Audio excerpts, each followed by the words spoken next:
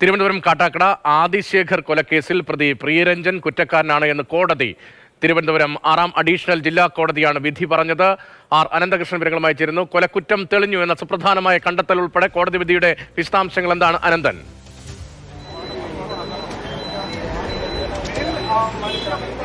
Ratheesh, Thiruvananthapuram കാട്ടാക്കടയിൽ 15 വയസ്സുകാരനെ car കയറ്റി കൊലപ്പെടുത്തിയ കേസിലാണ് ഇപ്പോൾ തിരുവനന്തപുരം 6ാം അഡീഷണൽ ജില്ലാ സെഷൻസ് കോടതി വിധി പറഞ്ഞിരിക്കുന്നത്. ഈ കേസിൽ പ്രതി പ്രിയരഞ്ജൻ കുറ്റക്കാരനാണെന്നാണ് കോടതി കണ്ടെത്തിയിരിക്കുന്നത്.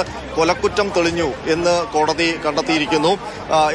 ഈ പ്രതിക്കുള്ള ശിക്ഷാവിധി അല്പസമയത്തിനകം, അതായത് 12:30 പറയും എന്നാണ് കോടതി പറഞ്ഞിരിക്കുന്നത്. 2023 ഓഗസ്റ്റ് 30-നാണ് 15-കാരൻ ആദിശേഖറിനെ പ്രതി കാറിടിച്ച് കൊലപ്പെടുത്തിയത്.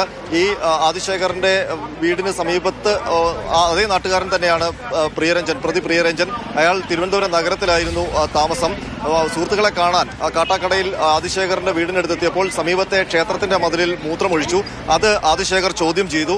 ഈ വൈരാഗ്യം മനസ്സിൽ സൂക്ഷിച്ചാണ് ആദിശേഖറിനെ കാറിടിച്ച് കൊലപ്പെടുത്തിയതെന്നാണ് പ്രോസിക്യൂഷന്റെ കേസ്. ആദിശേഖർ സൈക്കിളിൽ പോകുമ്പോൾ പിന്നാലെ എത്തിയ പ്രതി കാറിടിച്ച് വീഴ്ത്തുകയായിരുന്നു. അതിനുശേഷം ആദിശേഖറിന്റെ മുകളിലൂടെ കാർ ഓടിച്ചു പോവുകയും ചെയ്തു. അബദ്ധത്തിൽ സംഭവിച്ചു എന്നായിരുന്നു പ്രതിയുടെ വാദം. എന്നാൽ CCTV ദൃശ്യങ്ങൾ അടക്കം കോടതിയിൽ സമർപ്പിച്ചുകൊണ്ടാണ് പ്രോസിക്യൂഷൻ ഈ കേസ് കൊലക്കുറ്റമാണ്. ആർ അനന്തകൃഷ്ണനാണ് വിവരങ്ങൾ നൽകുന്നത്. നാടിനെ ആകെ നടുക്കിയ ഒരു സംഭവമായിരുന്നു. തിരുവനന്തപുരം കാട്ടാക്കടയിൽ ആദിശേഖർ കൊലക്കേസിലാണ് പ്രതി പ്രിയരഞ്ജൻ കുറ്റക്കാരനാണെന്ന് കോടതി കണ്ടെത്തിയത്. തിരുവനന്തപുരം 6ാം അഡീഷണൽ ജില്ലാ കോടതിയാണ് വിധി പറഞ്ഞത്. ശിക്ഷാവിധി 12:30 ഉണ്ടാകുമെന്നാണ് അനന്തൻ റിപ്പോർട്ട് ചെയ്യുന്നത്.